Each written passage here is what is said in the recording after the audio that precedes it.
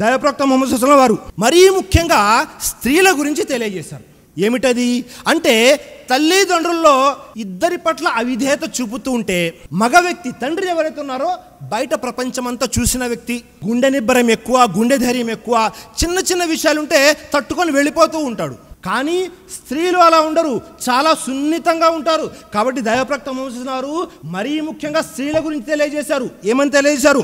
ముగీరా bin Shaab రజియల్లాహు అన్హు వారి కథనం. దైవప్రవక్త ముహమ్మద్ సల్లల్లాహు అలైహి వసల్లం బుఖారీ మరియు ముస్లిం యొక్క 2 హదీస్ గ్రంథాల్లో ఉన్నటువంటి హదీస్. అదేమిటి? ఇన్నల్లాహ హర్రమ అలైకుం, అల్లాహ్ మీకు హరాం చేశాడు. ఏ విషయాలని? మొట్టమొదటి విషయం ఉకుకుల్ ఉమ్మహాత్, మీరు మీ తల్లుల పట్ల అవిధేయత ప్రదర్శించమాకండి.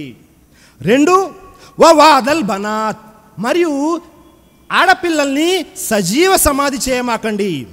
3 వా మన్ అవ్వహా, వారికి తీసుకోవడమే తెలుసు కానీ ఇవ్వడం తెలియదు. ఇవి 3 కూడా అల్లాహ్ హరాం చేశాడు. 3వ విషయం ఏమిటి? మన్ అవ్వహా అంటే వారి దగ్గర ఓన్లీ ఇన్కమింగ్ ఉంటుంది, అవుట్ గోయింగ్ ఉండదు. అంటే ఎవరి దగ్గరికి వెళ్ళినా మీరు మా ఇంటికి వస్తే ఏం తెస్తారు, మీ ఇంటికి వస్తే ఏమిస్తారు. ఎవరితో స్నేహం చేసినా ఏదో ఒకటి ఆశిస్తూ ఉంటారు. కనీసము ఎప్పుడు కూడా ఎవ్వరికి ఒక్క ముద్ద అన్నం పెట్టిన పాపాన పోరువారు. ఒక్కరికి కూడా టీ తాగించరు. టీ తాగించడం అంటే ఇప్పుడు వెళ్ళి టీ తాగించడం అని కాదు. వారు వేరే వారికి ఉపయోగపడరు, సహాయం చేయరు. కానీ అందరి దగ్గర నుంచి సహాయం తీసుకుంటూ ఉంటారు. ఓన్లీ ఇన్కమింగ్, అవుట్ గోయింగ్ అస్సలు ఉండదు. తీసుకోవడం మాత్రమే తెలుసు, ఇవ్వడం తెలియదు. ఇది అల్లాహ్ హరాం చేశాడు. 2వ విషయము వవాదల్ బనాత్, సజీవ సమాధి. ఆడపిల్లలు పుడితే అవమానము అనుకొని సజీవ సమాధి చేసేవారు. ఇది కూడా అల్లాహ్ హరాం చేశాడు. సోదరులారా, మనము ఇంతకు ముందైతే చూస్తూ ఉంటాము. అదేమిటి? పిల్లలు పుట్టిన తరువాత సజీవ సమాధి చేసేవారు. ఇప్పుడైతే పిల్లలు కడుపులో ఉండగానే చంపేస్తున్నారు. అబార్షన్ చేయించేవారు ఆడపిల్లలను తెలిసి, లేకపోతే ఆడపిల్ల మగపిల్ల తెలియకుండా ఇప్పుడే మాకు పిల్లలు వద్దండి, ఇంకొద్దిగా ఎంజాయ్ చేయాలి. చూసారా? ఈ విధంగా కూడా చేసేవారు ఉన్నారు. ఇది కూడా అల్లాహ్ హరాం చేశాడు. మొట్టమొదటిది ఉకుకుల్ ఉమ్మహాత్, తల్లుల పట్ల అవిధేయత చూపమాకండి. వారు చాలా సున్నితంగా ఉంటారు. వారు వారి యొక్క కోపాన్ని వెంటనే ఆపుకోలేరు. వారు వెంటనే ఏదో ఒకటి చెప్పేస్తూ ఉంటారు అని దైవప్రవక్త ముహమ్మద్ సల్లల్లాహు అలైహి వసల్లం తెలియజేశారు. ఒకవేళ మీరు నఫిల్ నమాజ్ చేస్తూ ఉన్నా, జాగ్రత్తగా వినండి, ఒకవేళ మీరు నఫిల్ నమాజ్ చేస్తూ ఉన్నా మీ తల్లిదండ్రులు ఎవరైనా వచ్చి మిమ్మల్ని పిలిస్తే నఫిల్ నమాజ్ వదిలేసి వెళ్ళండి, వారి యొక్క విధేయత చేయండి. అల్లాహు అక్బర్. చూసారా? నఫిల్ నమాజ్ కంటే ఎక్కువ ప్రాధాన్యత తల్లిదండ్రుల పట్ల విధేయత చూపడం. దైవప్రవక్త ముహమ్మద్ సల్లల్లాహు అలైహి వసల్లం తెలియజేశారు. బనీ ఇస్రాయల్లో జరిగినటువంటి ఒక సంఘటన. బనీ ఇస్రాయల్లో జురేజ్ అనే ఒక వ్యక్తి ఉన్నారు.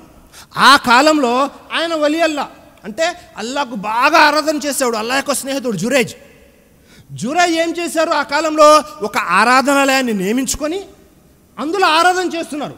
జురేజ్ యొక్క తల్లిగారు వచ్చారు. జాగ్రత్తగా వినండి, జురేజ్ యొక్క తల్లిగారు వచ్చారు. జురేజ్ అని 3 సార్లు పిలిచారు. జురేజ్ ఏం చేస్తున్నారు? నఫిల్ నమాజ్ చేసుకుంటూ ఉంటే నమాజ్ అయిపోయిన తర్వాత వెళ్దాంలే అనుకున్నారు. తల్లి పిలిచిన దానికి సమాధానం చెప్పలేదు. వెంటనే వారి తల్లిగారు ఏమన్నా తెలుసా?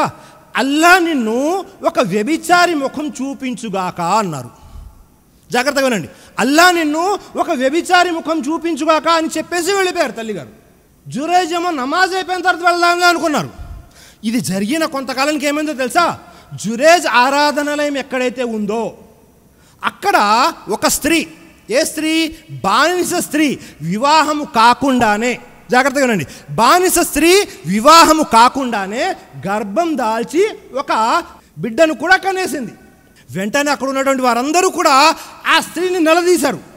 ఈ చెడు కార్యం ఎవరు చేశారు, ఈ బిడ్డకి తండ్రి ఎవరు అని. ఆ స్త్రీకి ఏం చేయాలో అర్థం కాలేదు. వెంటనే జురేజ్ యొక్క పేరు చెప్పేసింది. అక్కడ ఉన్నటువంటి ప్రజలందరూ కూడా నమ్మేశారు. వారికి సందేహం కూడా రాలేదు. ఎందుకని? ఆ స్త్రీ ఆ జురేజ్ యొక్క ఆరాధనాలయం ఏదైతే ఉందో అక్కడే పని చేసుకుంటుంది చుట్టుపక్కల. నిజంగానే జరిగిందిలే అని వారందరూ కూడా వెళ్ళి జురేజ్ యొక్క ఆరాధనాలయాన్ని ధ్వంసం చేసేశారు. జురేజ్కి అర్థమైపోయింది ఇది నా తల్లి ఫలానా టైంలో నన్ను శపించింది కాబట్టి అది వచ్చింది అని వెంటనే జురైజ్ ఏం చేశారు తెలుసా? ఇన్నల్లాహ మఅస్ సాబిరీన్, సహనం వహించాలి, అల్లా యొక్క సహాయం తీసుకోవాలి అని ప్రశాంతంగా అల్లా యొక్క సహాయం తీసుకొని నమాజ్ చేసి తిన్నగా ఆ స్త్రీ దగ్గరికి వెళ్ళగానే ఆ ఒడిలో ఉన్నటువంటి కుమారుడు బాలుడు ఎవరైతే ఉన్నారో ఆ బాలుడిని అడుగుతున్నారు, ఓ బాలుడా చెప్పు నీ తండ్రి ఎవరు అని. అల్లాహు అక్బర్. అల్లా వైపు నుంచి సహాయం అందింది. ఒక అద్భుతం, ముఅజ్జజా, మిరాకిల్ జరిగింది. ఏమిటి? ఒడిలో ఉన్నటువంటి ఆ బాబు మాట్లాడాడు, నా తండ్రి ఎవరైతే ఉన్నారో ఫలానా మేకల కాపరి అని తెలియజేశాడు. అప్పుడు ఆ బస్తీ వాళ్ళు ఎవరైతే ఉన్నారో ఆ ఊరు వాళ్ళందరూ కూడా జురైజ్ దగ్గరికి వచ్చి క్షమాపణ అడిగారు. మనము చూస్తే ఇలాంటివి చాలా జరుగుతాయి.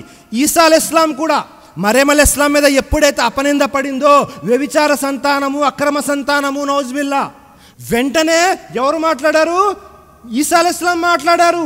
ఒడిలో ఉన్నప్పుడే కాల ఇన్ని అబ్దుల్లా ఆతానియల్ కితాబా వజఅలనీ నబియ్యా. అల్లాహు అక్బర్. చూసారా, ఒడిలో ఉన్నప్పుడే మాట్లాడారు ఈసా అలైహిస్సలాం కూడా, నేను అల్లా దాసుణ్ణి, అల్లా నాకు గ్రంథాన్ని ఇచ్చాడు, ప్రవక్త పదవిని నియమించాడు.